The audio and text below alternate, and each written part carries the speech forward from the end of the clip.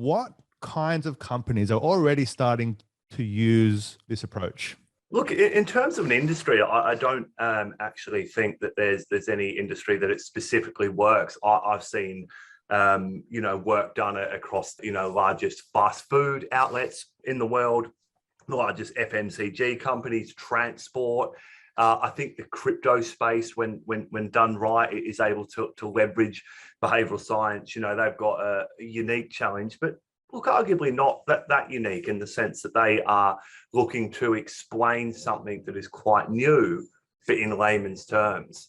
And, there will be certain human fears that come up with anything that's new, just simply because it's unfamiliar, not because it's crypto, but because it's something new and we don't understand it. And so they need to use verbiage and tones of voice that will appease these natural human fears. And this is where behavioral science comes in. So I think if you're a new innovative product and you've got to actually explain what you are before you get into the benefits of it, then this is fantastic. But equally, I was just on the phone with a removalist company, and they're a very old school traditional business, but we were able to identify behavioral marketing can help them stand out from the pack by talking about the emotional side of moving house and identifying that with accuracy. Yeah, it does. And so now you've touched on something, right? You've touched on something that I think a lot of marketers across the industry, right, potentially are not focusing on because it's really hard to know just where to focus on. And the word which you use is the emotional side of things, right? Talking to like emotions, right? And I think there's been like there was a big what's the word? Trend, it's probably not the right word, towards what's it called? Emotional intelligence, right? Actually understanding, kind of how to connect with people, I guess, at an emotional level, right? And I think for marketers, we're very tactical, we're very spreadsheet and numbers based, right? And we're very like, this is the data, right? And now what we're saying is behavioral marketing is now connecting with people on an emotional level, which bypasses the conscious part of their mind and connects with them at a deeper level, right? And so if we're going into this emotional connection side of things, how do you start to figure out the emotions to connect with? Yeah, look, excellent question. And this is through the various research experiments that we conduct. So probably, look, and there's a lot of different ways. There's over 42 techniques that we can use to answer that question. But ultimately, Alex, what are some simple ways? Cool. Like I'm just going to just kind of shortcut it for people, right? So what are, some simple ways to get into this, right? Because yes, it can get technical, and yes, there are, 42 plus, right? But, so what are some ways that we can start thinking about, cool, so these are the emotions that we're trying to tap. Here's how we're trying to tap these emotions. Here's some of the behavioral marketing principles which can apply. And it can get extremely technical and this can be a very long discussion, but I'm trying to keep it high level just so we get kind of high level kind of understanding of how to think about it. Yeah. Okay. Good question.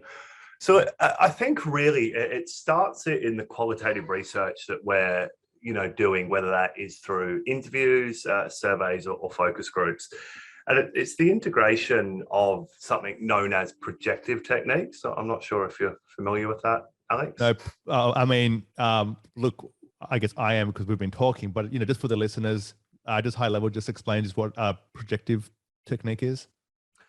So it's traditionally been used in clinical psychology, but the godfathers of behavioral economics, people like Daniel Kahneman, Daniel Ariely, who are double PhD professors and have won Nobel laureates for the work that they've done, have taken this sort of out of academia and clinical psychology and applied it to business marketing with incredible success. And what it is the projective technique facilitates the articulation of otherwise repressed or withheld thoughts by allowing respondents to project, i.e. projective techniques, project their thoughts onto somebody else. And I'll give you an example of this. Let's say we ask through an interview with somebody, why would you be interested in going to Mexico? Let's say for a holiday. It could be a travel business wanting to sell people trips to Mexico. Now, the answer may be something along the lines of, well, I love the culture and I'll meet really interesting people when I go there. And the food's not bad as well. Okay, it makes sense, right?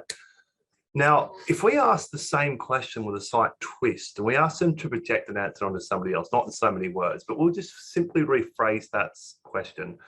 How would your colleague, sorry, why would your colleague go on a trip to Mexico? Or why would your sister or why would your neighbor go on a trip to Mexico? And now the answer to that question could be something like, oh, well, they'd like to go to the beach in Cancun, sip on a Mai Tai and send a photo of it on Instagram. Now, so you get like a more honest answer if they're not saying this is what I would do, because if you're saying, because if you're asking questions about, you know, what somebody would do, that's shrouded in maybe some ego, you know, potentially, you know, they're telling you what you want to hear maybe, and so on. And so by saying, hey, how about that person over there? Now all of a sudden I can be free in the things which are important to me, because obviously you don't know what they're thinking. But so that's the projection of you onto someone else. And so is that what you're saying? Like, is that like a summary of it? Really well summarized. Exactly right. It is ego. It's things like status. We, you know, attribute virtues to ourselves or attribute vices to others. And I think the important outtake of that is if you were the marketer responsible for that survey and you were getting that fairly sort of aspirational response, let's say, then you might go off and start to design marketing campaigns around that. But it would be missing the emotional hook of actually they just want to sit on the beach with a Mai Tai and chill the heck out and probably post it on Instagram. Now, not to say that will change your entire strategy, of course not, but it should be taken into account alongside the rational answer. Got it. And so you said, cool, it starts off with qualitative research, right? And yes, there's projective techniques to get the actual answer out of it, right? And let's say that it starts with something like that, where it's like, cool, so how would they do it, right? But what if they don't provide you an answer that is linked emotionally? You know, how do you get to the emotional triggers? Yeah, so great question. And that's where, so that particular technique I spoke of, it's known as an expressive technique, which is a part of the broad projective techniques concept. But there's another 41 of them that are used. So we may then try what's known as the bubble technique. The bubble technique takes it out of the verbal, because another a challenge is the ability to articulate a response, for example. So we might actually draw and have this probably already sketched out, a picture that we say is them, and then a picture that we say is something else. And we ask them a question, but we don't ask them to verbalize an answer. We ask them to just simply write an answer, and then ask them to write an answer on how they think versus how somebody else thinks. Now, obviously, how somebody else thinks is not how somebody else thinks, because we're not speaking to that somebody else, we're speaking to them. But if the research is done right and the respondent is comfortable with the whole process and comfortable with the interviewer, then they won't connect that. They will just be unknowingly projecting that information, which is exactly about them, onto somebody else. Okay. And so, I mean, just a quick side note on that one.